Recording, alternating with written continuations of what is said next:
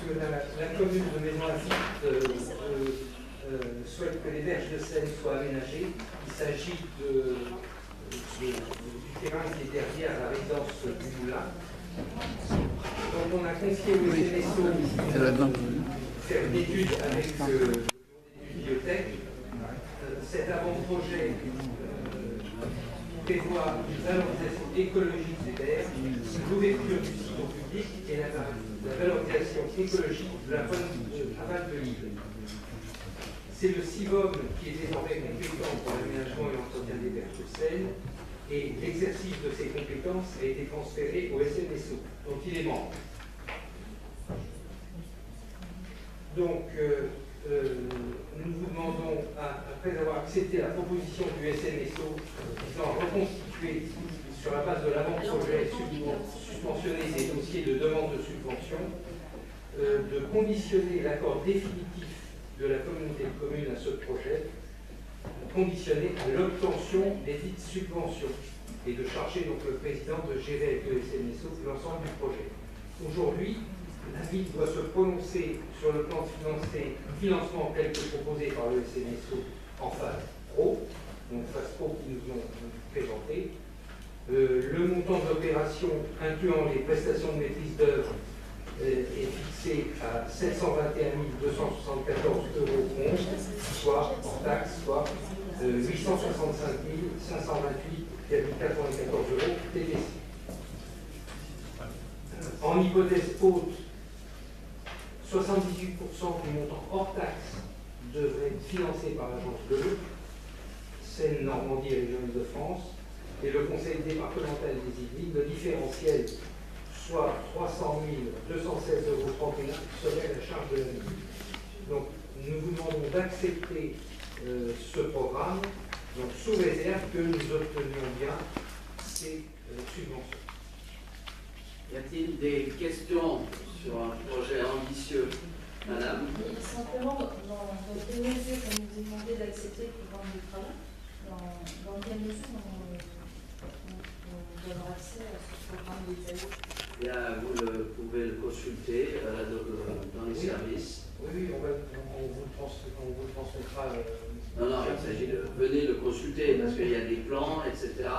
Il prévoit effectivement qu'on renforce les berges de Seine de telle manière, ça s'est fait avec la région, c'est un vieux projet d'ailleurs, et de manière à ce que le bâtissage ne coule pas la berge et que notamment une partie de la résidence du moulin se retrouve dans l'eau. C'est un projet important, Madame. Nous avions abordé dans une question conseil municipal le sujet d'étude d'une halte fluviale touristique. Alors là, il faut comprendre ce sujet. Une consolidation, mais on nous même une demande d'étude d'une halte touristique fluviale. Oui, j'ai même entendu dire que vous vouliez un quai de déchargement, c'est ça? Parce que, bon, il faut être sérieux. Bon, on a le problème de la halte fluviale et du tourisme fluvial n'est pas si évident que ça. Il y a un endroit où on peut accoster, mais il n'en demeure pas moins que ça demande des investissements très importants qui ne sont pas encore pour l'instant prévus. Oui, donc j'avais indiqué précédemment qu'en fait, l'intérêt du tourisme fluvial n'est effectivement pas démontré. Hein. Je vais donner l'exemple de ce qui se passait pour l'instant avec Constantine-Saint-Honorine.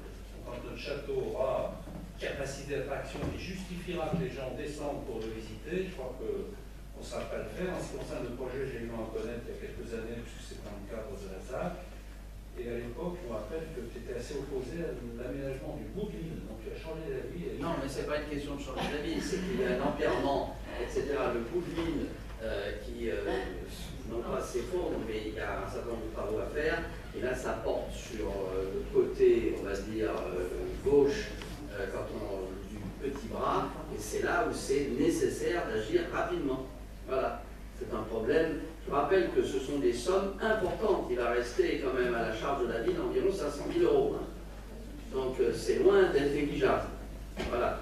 Bon, pas d'objection, Madame? Pas d'objection, mais ça fait bien 2 ans ou 3 ans qu'on parle de ça en CIVOM, en Comcom puis en CIVOM. Et là, il y a encore la phrase tout en bas de la page 24, on a si ce projet aboutit. Ce projet a-t-il des chances d'aboutir un jour? Oui. Là, ça a l'air d'être bien Oui. parti pour.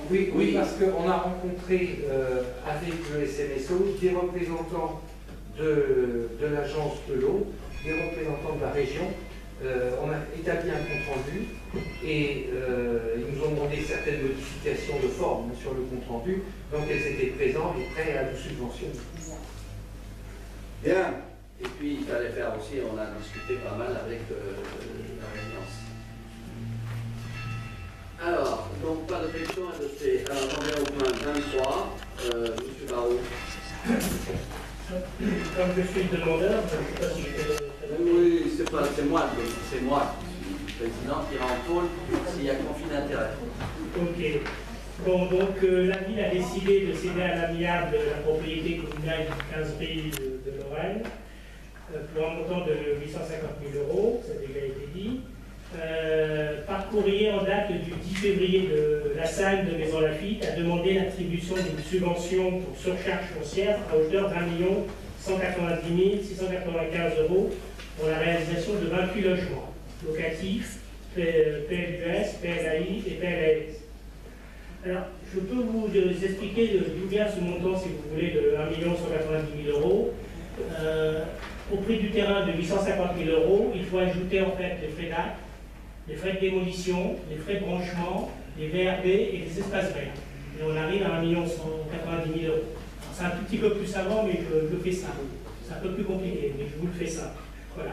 Donc il vous est proposé d'attribuer une subvention pour surcharge foncière de ce montant de 1 190 695 € auprès de la salle de Maison Lafitte, d'autoriser M. le maire ou son représentant à signer tout document nécessaire et de financer ces dépenses sur le budget communal.